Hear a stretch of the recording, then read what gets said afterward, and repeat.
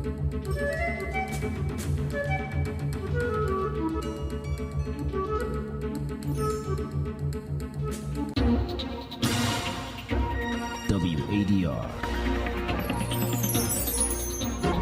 promoting dialogue. It's midday in Dakar and 1 o'clock in Porto Novo. Good afternoon and many thanks for staying tuned to West Africa Democracy Radio, broadcasting on 94.9 FM and around the world on WADR.org. This is NEWSLINK, and here are the top stories. Nigeria's President Tinubu orders a probe into army drone strike that killed 85 and injured over 66 in Kaduna. The Nigerian army was on a routine mission against terrorists, but unfortunately, some members of the Tudumbiri community were affected. A Nouakchott court sentences former President Mohamed Al-Abdelaziz to 5 years in prison after a month of trial. Nigerian junta receives a new Wagner boss in Niamey, revokes military accord with European Union, and authorities in Sierra Leone make 43 new arrests in last week's coup attempt. Please stay tuned for details of these stories and more. Here is Imo Edit with NEWSLINK. Many thanks for joining us and a warm welcome to our listeners in Liberia, the Gambia and Ghana. At least 85 civilians were killed in an airstrike by the Nigerian army at Tudumbiri village in Igabi local government area of Kaduna State, northwest, the country's deadliest military bombing accident. The Northwest Zonal spokesman of the National Emergency Management Authority, Nema Halima Suleiman, confirmed that 85 dead bodies have so far been buried, 66 other victims were injured, and the search for other victims is still ongoing. President Bola Tinubu on Tuesday ordered an investigation after the army acknowledged one of its drones accidentally struck Tudumbiri village as residents were celebrating a Muslim festival. The army did not give any casualty figures, but residents had said 85 people, many of them women and children, had been killed in the incident. Samuel Arua is the Commissioner for Internal Security and Home Affairs of Kaduna State. The Kaduna State government this morning has received briefings on Sunday night attack, which left several citizens dead and others injured at Tudumbiri in Igabi local government area of Kaduna State. In the meeting, which was presided by Her Excellency, the Deputy Governor, Dr. Hadiza Sabwa Balarabi, which had in attendance heads of security agencies, the Nigerian Army explained the circumstances which led to the unfortunate and unintended attack. The GOC 1 Division, Nigerian Army, Major General V.U. Okoro, explained that the Nigerian Army was on a routine mission against terrorists, but unfortunately, some members of the Tudumbiri community were affected. Search and rescue efforts are still ongoing as dozens of injured victims have been evacuated to Barrow Diko Teaching Hospital by the government. Like I explained to you, the search and rescue efforts are still ongoing. Samuel Arua is the Commissioner for Internal Security and Home Affairs in Kaduna State. In Mauritania, a historic ruling on Monday shook the capital after a court in Nouakchott slapped the former president with a 5-year jail term. The ruling followed nearly a year of trial in a case against Mohamed Al-Abdelaziz for corrupt practices and embezzlement of public funds. Sankli Janko reports. Mauritania, particularly supporters of the former president, have fought hard and patiently awaited Monday's ruling, but fully expectant of a favorable ruling. Mohamed Ould Abdulaziz was however served a 5-year jail term several months into the trial. The state prosecutor suggested a 20-year prison sentence for the former head of state. It is important to state that Aziz did not go down alone for charges bordering illicit enrichment, abuse of office, influence, peddling, or money laundering.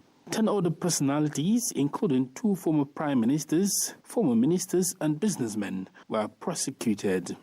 The judge in his ruling ordered the confiscation of property acquired through actions falling under the umbrella of illicit enrichment and money laundering and pronounced the forfeiture of Aziz's civil rights.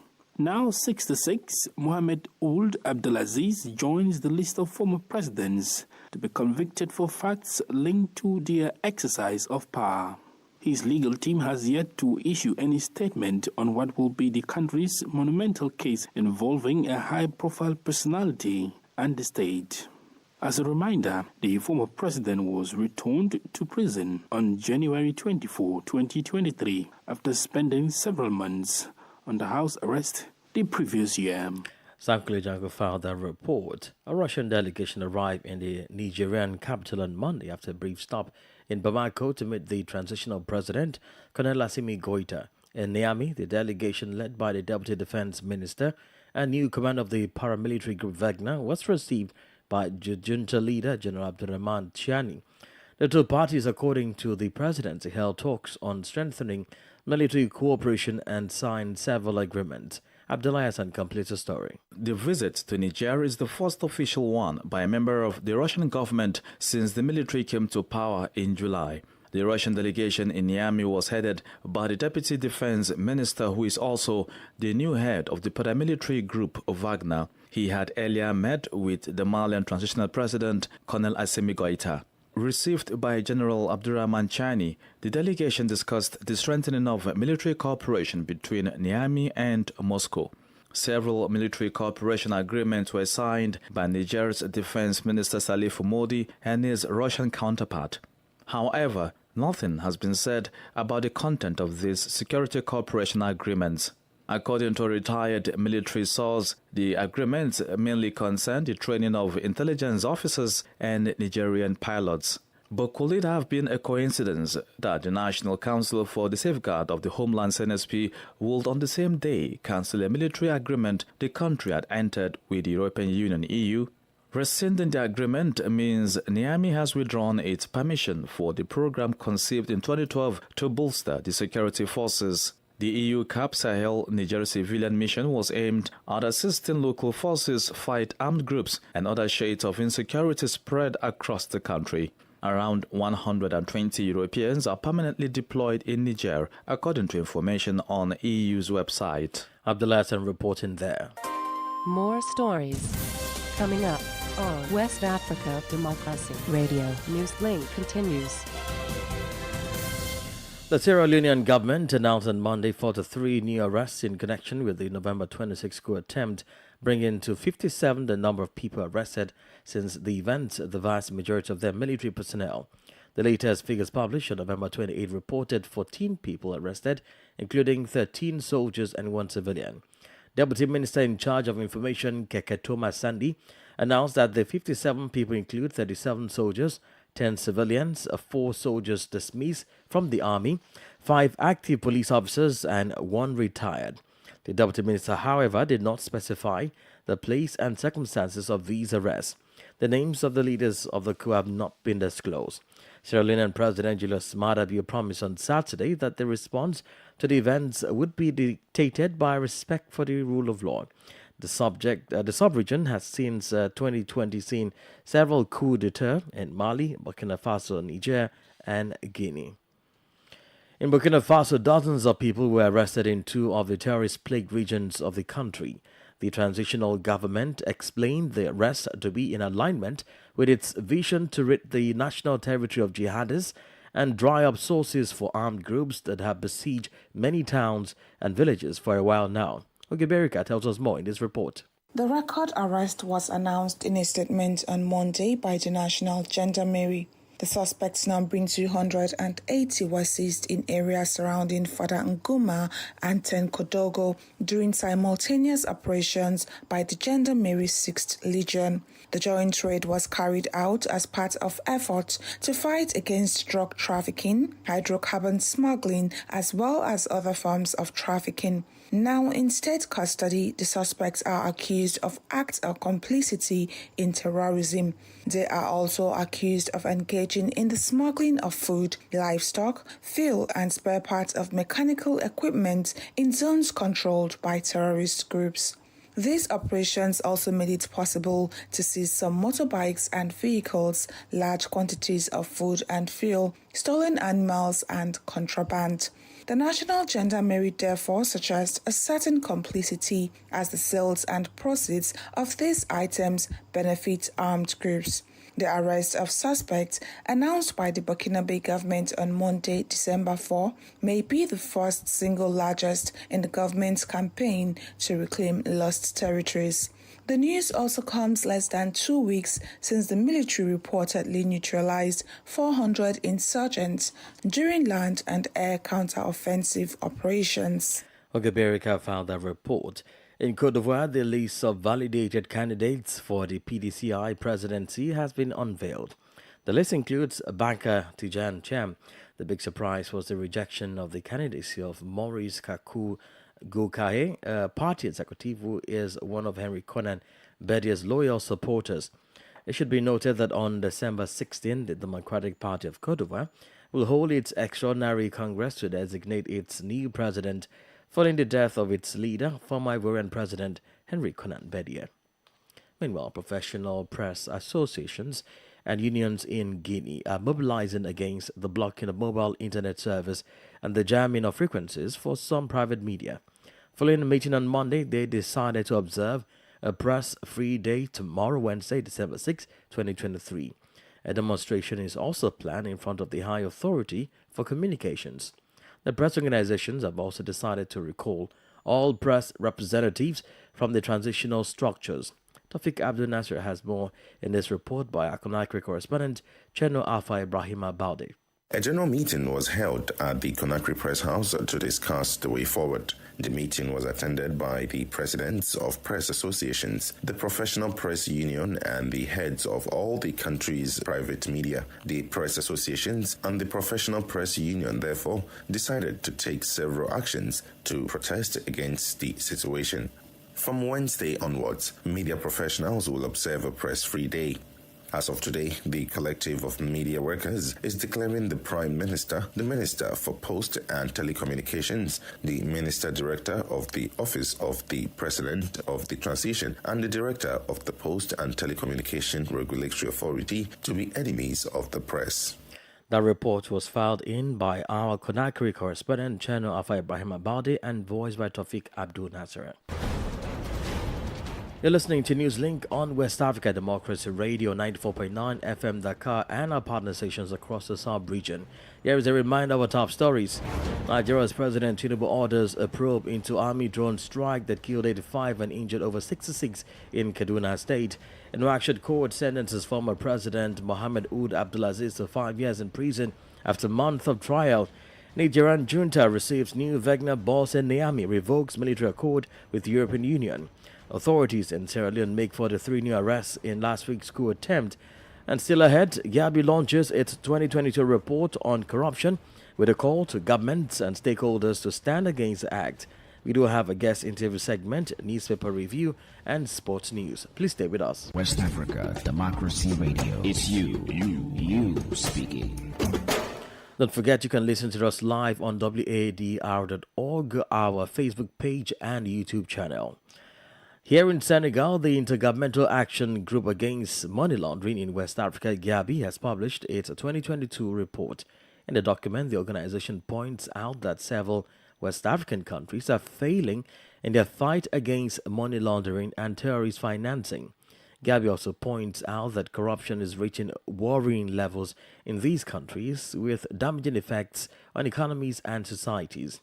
Edwin Harris, Regional Director for GABI, spoke with WDL at the launch of the report in Dakar, where rights activists, anti-graft campaigners, political and governance experts, as well as the media converge for the findings.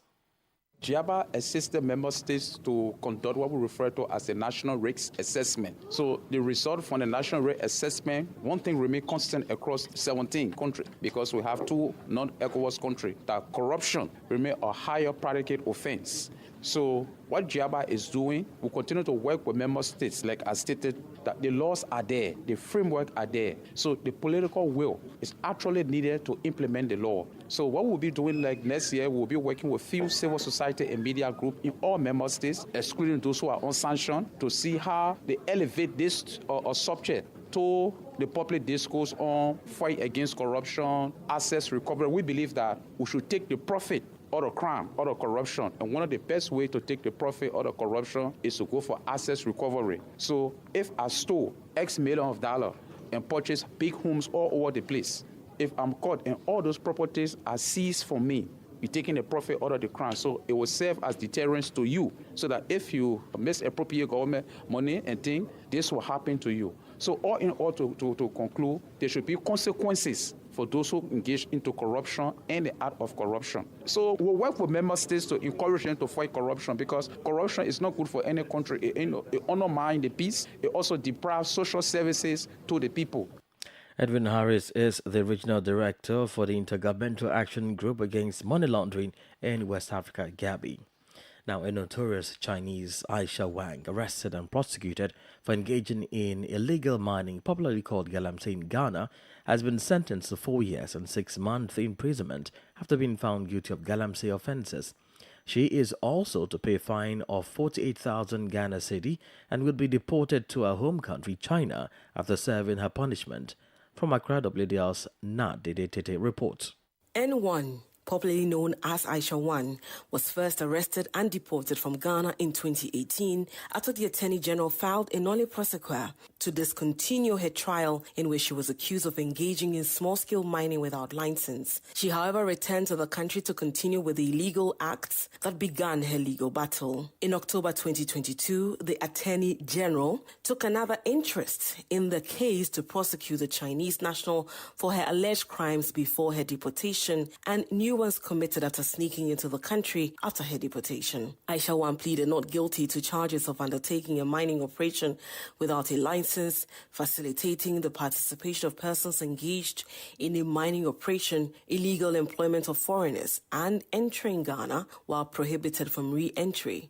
After over a year of prosecution, the Criminal Division of the Accra High Court, presided over by Justice Lydia Osei-Mafo, found her guilty of the charges leveled against her and was convicted under Ghana's old mining law. The law imposes a maximum of a 5-year jail term for engaging in illegal mining because of the time of her arrest. Under the new mining law, convicted illegal miners face a minimum of 15 years in prison and a maximum of 25 years in prison. Deputy Attorney General Alfred Tuayeboa said government was satisfied with the sentence. We think that 4 years, 6 months is reasonable in the circumstance. Article 19.6 is to the effect that the sentence then should be the sentence that you can use. You cannot use the new regime. And so far the sentence then was to the fact that the maximum of 5 years, we think that's the right position of the law.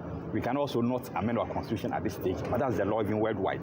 He also said the sentence will serve as a deterrence to others and admonish all citizens to report persons engaging in illegal mining to the police. This fight is not a fight of the Attorney General.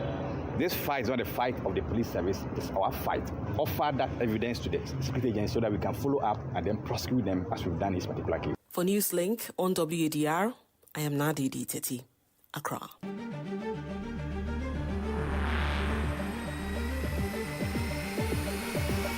This is the newspaper review. Stay on top of the news. Get the most important stories with added insight and concise review. This is the newspaper review. Let's now head to Monrovia as we join Darlington Popper for the newspaper review. For this edition of Press Review, we have with us the New Dawn newspaper, the Hot Pepper newspaper, and the News newspaper. So those are the 3 newspapers we will be going through for today's edition. We will begin the review process with the New Dawn newspaper that says, who benefits from Liska money? part 1, and the paper is asking a question here. We see the photograph of Maritime Commissioner Eugene Nangbe on the front page of the New Dawn newspaper. CDC backs Fonati Kofa. Monba Molu declares that the Coalition for Democratic Change is backing its partisans, Representative Fonati Kofa, to be the next Speaker of the House of Representatives. On the back page of the New Dawn newspaper, quickly, image protest in Senegal. We see the photograph of the Correction Palace there. We will take a gist of this story. Over 200 inmates, including those awaiting judgment, have protested at the Senegal Central Prison Compound in Senegal State in Nima County, preventing new suspects from entering the facility. Some of the protesting inmates who spoke to the New Dawn Monday said their action is based on the government's alleged failure to provide them food and treatment they continue to face. We will leave it right there. The rest of the articles on the back page of the New Dawn newspaper are all advertisements. From the New Dawn newspaper, the hot pepper newspaper is next. President Weah wins fresh post-election peace press medal. We see the photograph of the outgoing president of Liberia, President George Manneh Weah, on the front page of the Front Page Africa newspaper. Stay on the front page of the hot pepper newspaper. Peaches Queen Johnson wanted for connection to Joshua's death. We see the photograph of this lady here, a strong supporter of the opposition Unity Party. Our last stop for this edition of Press Review is the newspaper. CDC warns UP. We see the photographs of the party chairman of the ruling Coalition for Democratic Change and the incoming president Joseph Yuma Boakai on the front page of the newspaper. Protests at legists. On the back page of the newspaper. Police probe death of CDC partisan. LEC honors project department staff. Liberia wins top post at ROM. On that note, that is how I would love to conclude today's edition. Thank you so much for following Press Review, and bye-bye. Indeed, Darlington Popper there in Monrovia with the newspaper review. Politics, analysis on major news, social matters, and all.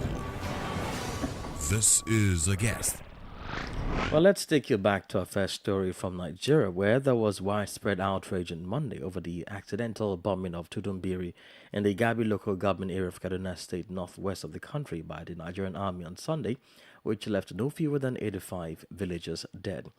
Now, residents of the affected communities said they were celebrating Maulud, an Islamic event, when the bombs were dropped by the military, a development that triggered both local and international condemnation. As the state government moved to douse tension, the Christian Association of Nigeria, Arewa Youth Consultative Forum, Human Rights Watch, and Amnesty International, among others, condemned the recurrent erroneous bombings by the military. West Africa Democracy Radio found out that in September 2017 and 2023, no fewer than 425 persons, including children and women, had been killed by military accidental bombings. Our guests in this segment, Gab Peter, security expert, said there may be more casualties because the number of victims in some cases was not specified. Mr. Peters, thank you for your time again. Now, this is not the first time the Nigerian army has accidentally bombed civilians in its operations. Unfortunately, the toll for the latest incident is the highest the country has witnessed. Would you say it was a result of poor intelligence or that the mission was compromised? What are your thoughts?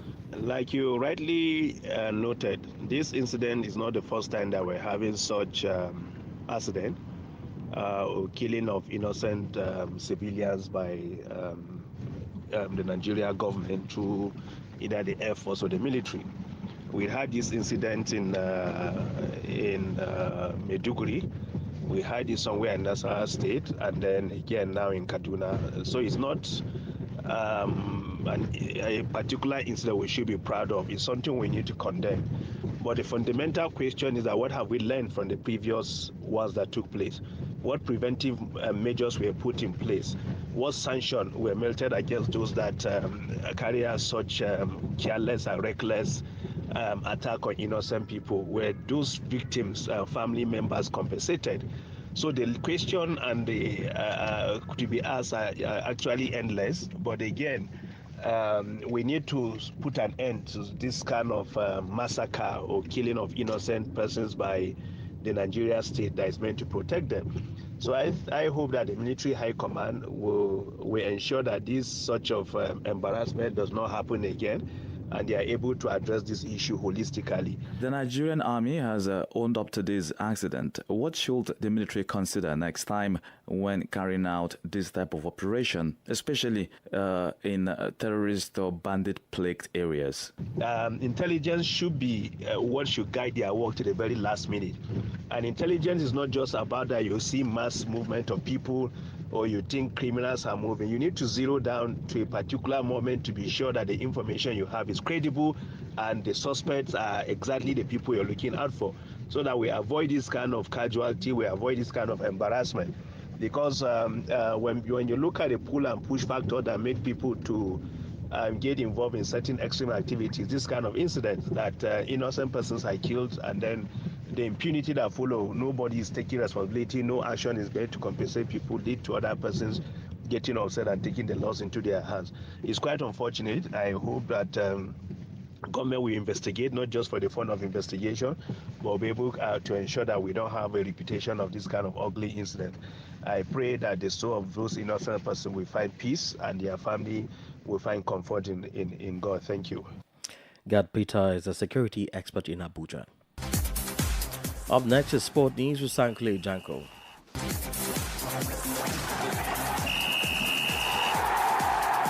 Hello out there, a warm welcome and thank you for joining us. Reigning Women's Africa Cup of Nations champions South Africa have secured a place in the CAF Women's Africa Cup of Nations Morocco 2024.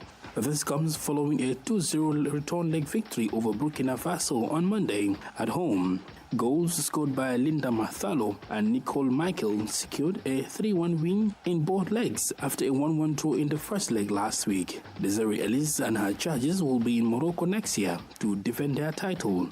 Meanwhile, in Burundi, Algeria finished the job away from home with a 1-0 win over the East African nation to make a return to the competition after missing out on the 2022 edition in Morocco, CAF reports.